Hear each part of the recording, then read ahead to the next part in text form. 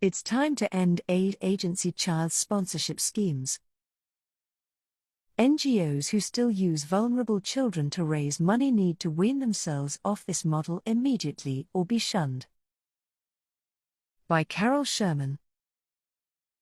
International child sponsorship programs perpetuate racist and paternalistic thinking. Any benefit they have for families and communities must be weighed against the harm they do and the invidious power relations they reinforce.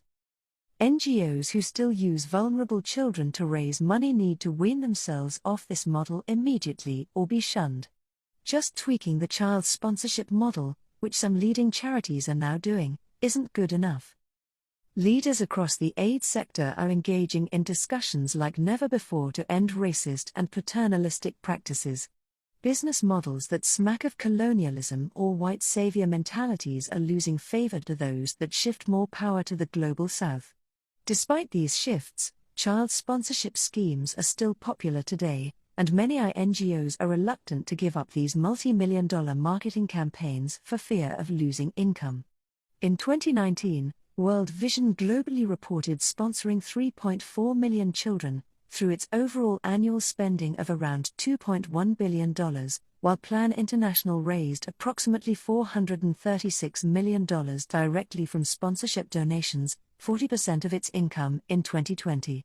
Another international NGO, Compassion, sponsored 1.9 million children last year, with $755 million of its annual income raised through this program. Having worked in the aid sector as a senior director for over 20 years, I both directly managed and came in close contact with child sponsorship programs.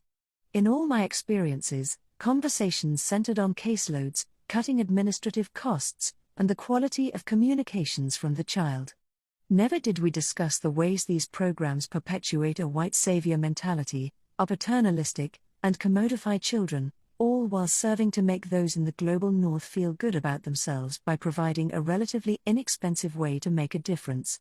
Millions of well-intentioned individuals who sponsor children are unaware that child sponsorship feeds into asymmetrical power relations of development, wherein blackness embodies poverty and ignorance and whiteness signals wealth, knowledge, and the bringer of aid. Many are kept out of the knowledge loop by being continually fed with good news stories by the agencies who run the programs.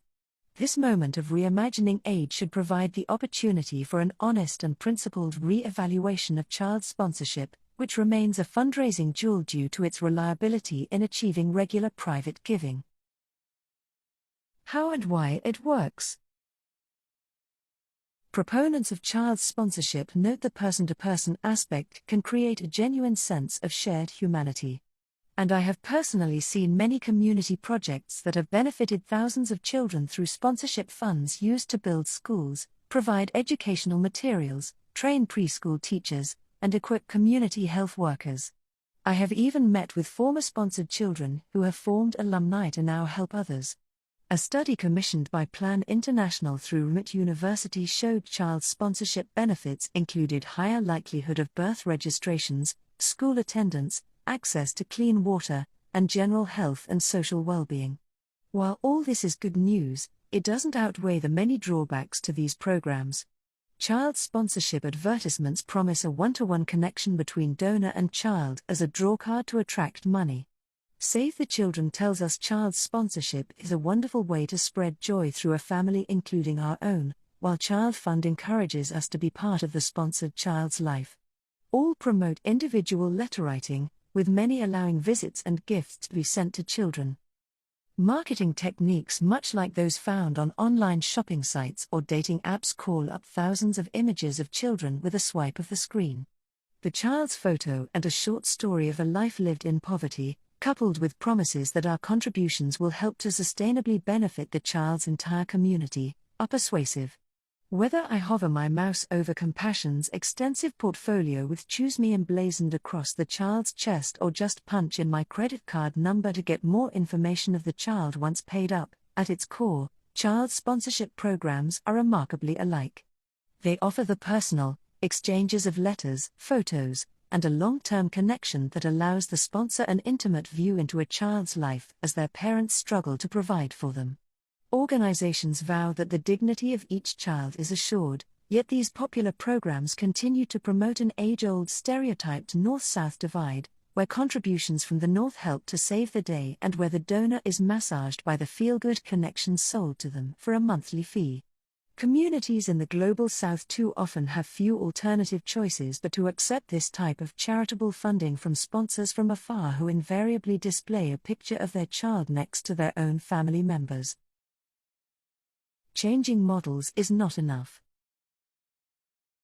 World Vision International, one of the largest Christian NGOs, with millions of registered sponsored children, recently attempted to turn sponsorship on its head by allowing the child to choose their sponsor. Its New Era sponsorship program claims it is giving the child agency and power through providing them with a choice.